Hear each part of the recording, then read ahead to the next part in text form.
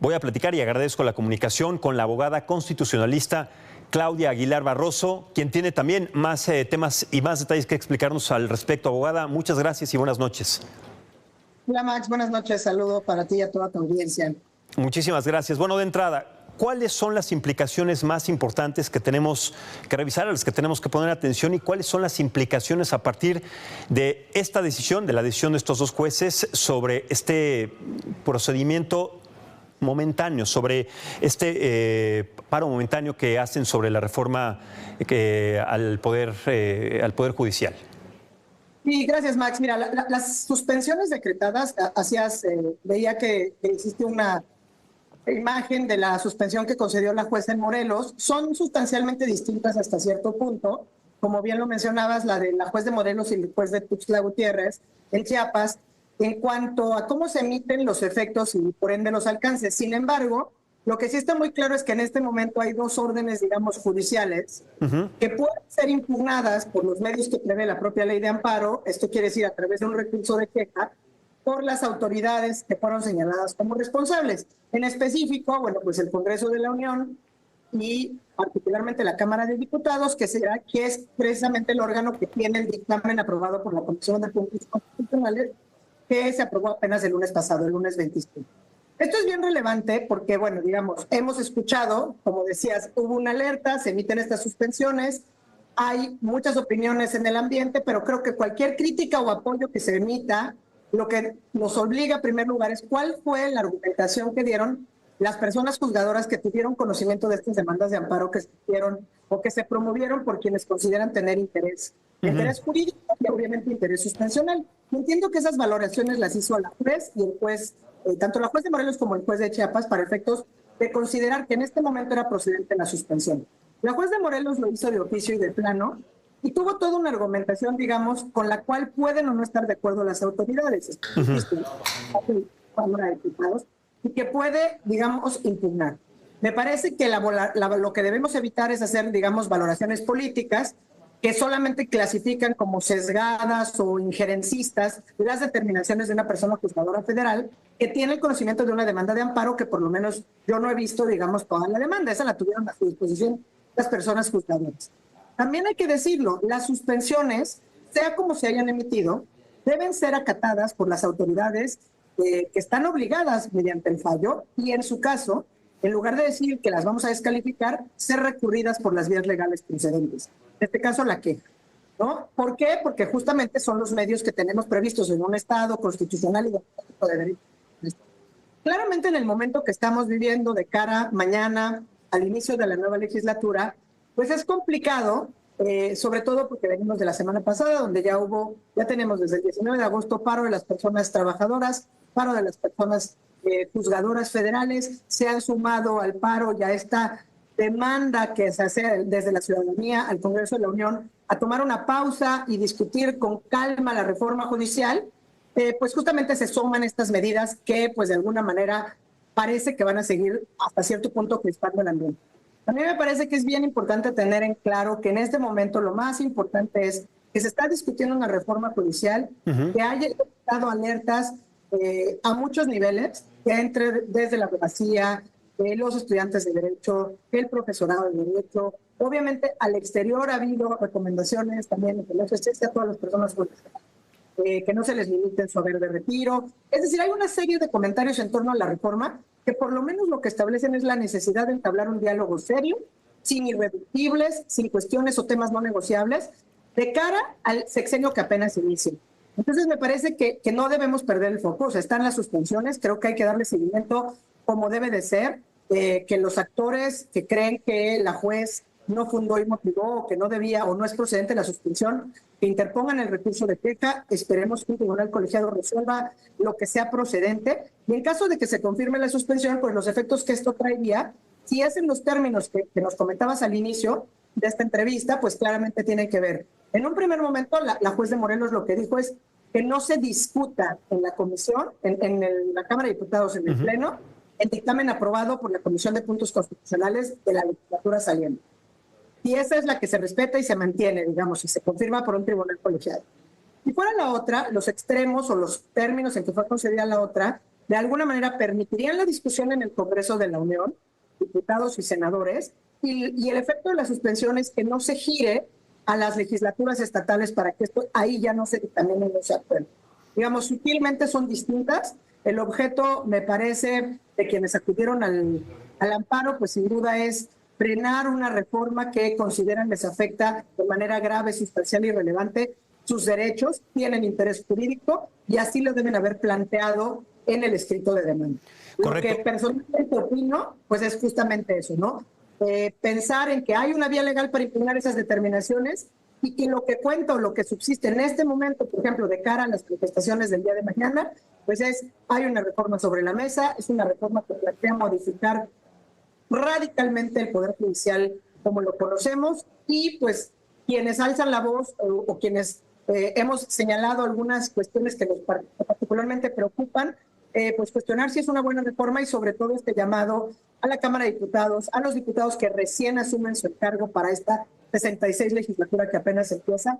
Es un momento de iniciar, es un sexenio que empieza y quizá vale la pena tomar esa pausa, escuchar las voces de las personas juzgadoras con una verdadera disposición, digamos, sin ponerles irreductibles de frente, que son precisamente lo que ha polarizado esto. Me parece que toda la ciudadanía hemos dicho sí hace falta una reforma importante al sistema de justicia, pero esto pasa por tocar fiscalías, la justicia local, las policías, los ministerios públicos, y no solamente el Poder Judicial Federal.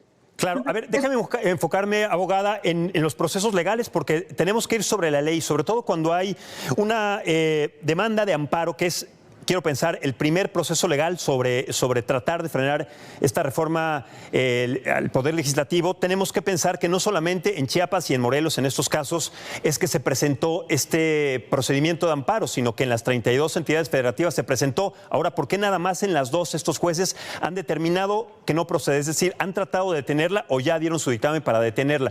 ¿Qué pasa con las otras entidades? ¿Podemos esperar que en estos días, si no es que en las próximas horas, otras entidades, otros jueces o los jueces federales de otras entidades se manifiesten de la misma manera? ¿Y qué implicación tendría esto? Porque a mi entender, y corríjame si me equivoco, con una sola, en este caso, aunque haya sido Morelos o Chiapas, que se manifiesten de esta manera en contra de la reforma al Poder Judicial, es suficiente para que no se lleve a cabo. ¿Es así? Sí, es correcto. A ver, yo aclararía dos cuestiones. En un amparo tal cual, que es el que conocemos, hablemos de Morelos, entiendo que es digamos, el auto que tuve a disposición. El amparo se promueve para efecto de combatir un artículo específico del reglamento de la Cámara de Diputados, que es el que permite, digamos, que los dictámenes que se hacen en una legislatura que no se resuelvan en el Pleno pasen o queden, digamos, y lleguen a conocerse por la siguiente legislatura. Habrá muchos otros argumentos. En ese sentido, pues la jueza se apoyó en algunos criterios que ya habían emitido tribunales colegiados de circuito y pues justamente lo que señalan es, se admite porque acreditan tener interés y se suspende. Por tratarse de un dictamen, si el efecto de la suspensión es que no se pueda seguir discutiendo, pues con independencia de cuántos amparos haya, con el solo que exista esa demanda que ampare a ese número determinado de quejosos o esa suspensión, pues los efectos serían que se deba paralizar y que se deba de acatar. No comparto la parte en que hay 32 entidades y por qué solo esos dos, porque realmente no sabemos cuántos quejosos o cuántas personas acudieron en este momento al amparo. Yo tengo conocimiento, por ejemplo, que recién se presentaron las iniciativas del presidente, hubo algún abogado que acudió al amparo en contra de la iniciativa y que alguna persona juzgadora no lo apoyó, desecharon la demanda y después se confirmó el desechamiento. En ese momento lo que dijeron los tribunales es, todavía no se publica la norma y no te genera afectación. Por eso digo que hay que distinguir qué es lo que sostienen los jueces. En este caso, la persona juzgadora lo que dijo es, hay un criterio donde ya dice que porque se trata de una iniciativa de reforma judicial y esto implica un trato de naturaleza urgente, entonces primero lo admito a pesar de que estamos en el paro y precisamente porque es un asunto de naturaleza urgente es que concedo la suspensión de oficio y de plano. Entonces, por eso, digamos, está concedida la suspensión para efectos de que el dictamen no surta ningún efecto para esos quejosos, que no pueda ser discutido y que no se vote. ¿Puede haber más demandas de amparo? Seguramente. ¿Puede que incluso se presenten más demandas de amparo en los próximos días? Me parece que sí. Y digamos, en otro momento, suponiendo que se revoquen estas suspensiones, que se apruebe el dictamen, seguramente vendrá otro momento en que las propias personas juzgadoras y seguramente personas que se consideran afectadas, pueden ser abogados o usuarios del sistema, intentarán promover otras demandas de amparo para ver qué criterios siguen cada una de las personas juzgadoras que publican. Ese es nuestro sistema hasta el día de hoy. Cada juez, cada magistrado tiene su propio criterio y la obligación que tienen es fundar y motivar sus razonamientos para llegar a tal o cual determinación, ¿no? En este caso a conceder la suspensión, en otros a desecharla o desestimarla. Y son razones que per se no merecen ni ser aplaudidas ni ser descalificadas, porque realmente solamente las partes conocen los argumentos que existen. Claro. Lo que sí es muy importante que no se desacaten las órdenes judiciales, porque eso manda muy mala señal en cuanto a las obligaciones que tienen derivadas de pues, todas las autoridades responsables. Sí, evidentemente. A ver, abogada, también es importante decir, el Poder Ejecutivo es un poder autónomo, pero con esta naturaleza de urgencia que usted maneja y sobre todo por la urgencia que viene desde el Ejecutivo, ¿qué injerencia tendría entonces para acelerar el proceso y para tal vez desechar desde la Cámara de Diputados y la Cámara Alta y la Cámara Baja estas decisiones? Es decir, ¿tiene hasta el momento, aunque sea todavía autónomo el Poder Judicial, tiene injerencia el Legislativo sobre estas decisiones? Injerencia no tiene, por eso yo lo que digo es, no hay injerencia, y cuando escucho a ciertos legisladores decir, no vamos a acatar la resolución judicial, eso es una muy mala señal en términos estrictamente de constitucionalidad y de ejercicio democrático. Cada poder efectivamente tiene sus atribuciones, pero dentro del ejercicio de esas atribuciones, los actos, cuando se exceden, pueden ser cuestionados, ¿no? Entonces, si no están de acuerdo con la determinación de la juez o del juez de Chiapas, pueden impugnar la determinación a través de un recurso de queja.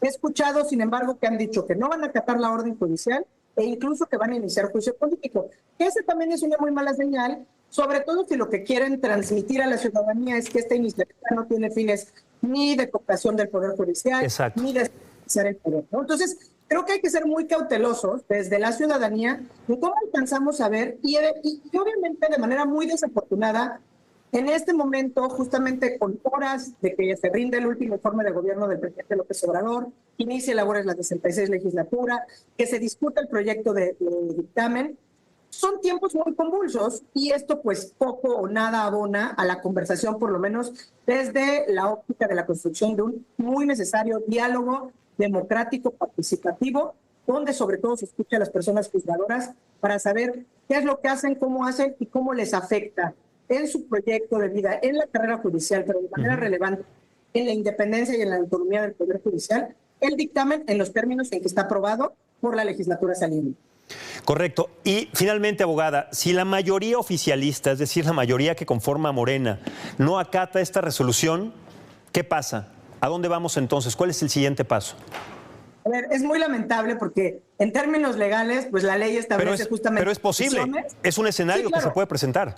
Y es un escenario que está cantado, ¿no? Sí, Hubo un video del hoy, bueno, todavía senador Monreal, que dijo que no iban a acatar esta orden porque se estaban excediendo en el mandato la persona juzgadora. Entonces, es una señal, pues me parece de alarma y desafortunada, porque la verdad podría presentar una queja, los colegiados tienen 48 horas para resolver la queja y tendríamos, digamos, una resolución. 42 o 24 horas, abogada. 48 horas para resolver, 24 horas para concederla. Correcto, y tiene 48 horas para resolver la queja. Digamos, o sea, si la Cámara de Diputados presenta el recurso de queja para impugnar esta suspensión que se concedió por la juez de Morelos, un tribunal colegiado tiene que resolver en 48 horas. Correcto. ¿Qué es lo que pasa? Ahora, al final del día, tu pregunta, que es como un poco más de qué pasaría. Hay sanciones previstas en la ley de amparo para las autoridades responsables que no acatan los fallos judiciales, desde luego. Pero esto ya entramos entonces a otro momento mucho más convulso, porque entonces hay que atender qué autoridad. La sanción de autoridad administrativa normal podría ser, pues, como hay un desacato, lo puedes separar de sus funciones. Ahora, si esa autoridad que desacata son diputados, que entonces además pues tienes que pasar por una declaratoria de procedencia, es un momento al que no queremos llegar, que en la historia pasada hemos vivido, ha habido desacatos, y bueno, pues incluso cuando el presidente López Obrador fue jefe de gobierno en la Ciudad de México, recordarás que justamente el momento del desafuero fue el desacato de una orden judicial en una asistencia. Sí, entonces, pero desafortunadamente, Claro, perdón que le interrumpa. Desafortunadamente, este puede ser un proceso, o sea, una estrategia de la mayoría calificada porque de alguna manera saben que hay que sacrificar, si se le puede decir, algo. O sea, es decir, estas sanciones para que se desacate esta resolución provisional. Es decir, ellos posiblemente estén contemplando tener estas sanciones como parte de una estrategia, ¿no? Sí, yo creo que es peor que eso, ¿no? Me parece que si están contemplando, pues es no acatar el fallo, más bien y ver qué sucede, si se aprueba, se dictamina y entonces, digo, me imagino pensar en que se trate de un acto consumado, porque si te concedieron la suspensión para efectos de que no se vote y ya lo tienes votado, aprobado y está circulando por las legislaturas de los estados. Entonces, habría dos momentos, ¿no? La otra suspensión, que es la que dice que aunque se vote en la Cámara y en el Congreso de la Unión, no pase a que lo resuelvan o lo voten las legislaturas estatales. Insisto, me parece que es muy especulativo esto que estamos haciendo en cuanto a los términos, que aprobar o criticar lo que hicieron las personas juzgadoras desde pues, nuestra trinchera es complicado porque no tenemos acceso a todo, a la demanda, a la resolución, etcétera. Que hacer valoraciones políticas de cuestiones jurídicas implica sesgos en las opiniones que emitimos, o sea, graves, y que, la verdad, yo sí insistiría, lo ideal en un Estado constitucional y democrático de derecho es hay una suspensión, se acata y se impugna por las vías legales.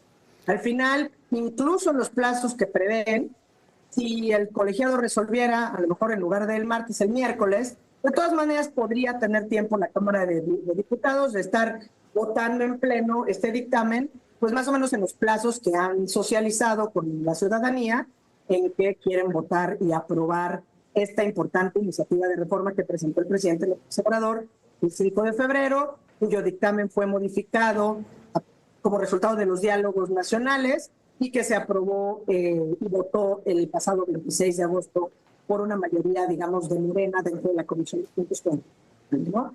Yo creo que si tenemos un Estado constitucional y democrático de derecho, el diálogo puede y debe ser civilizado, y puede y debe ser civilizado si nos mantenemos dentro de los cauces que la propia ley de amparo establece como mecanismos para la intervención de las medidas cautelares que concedan los jueces de distrito. Sí, suena, verdaderamente es lo que todos quisiéramos y eso es como se debería llevar a cabo, pero finalmente esta solicitud de amparo provisional es, y permítame que lo diga así, esta comparación metafórica es como una suerte de salvavidas ante un naufragio inminente, es decir, están simplemente aplazando una crónica de muerte anunciada, abogada.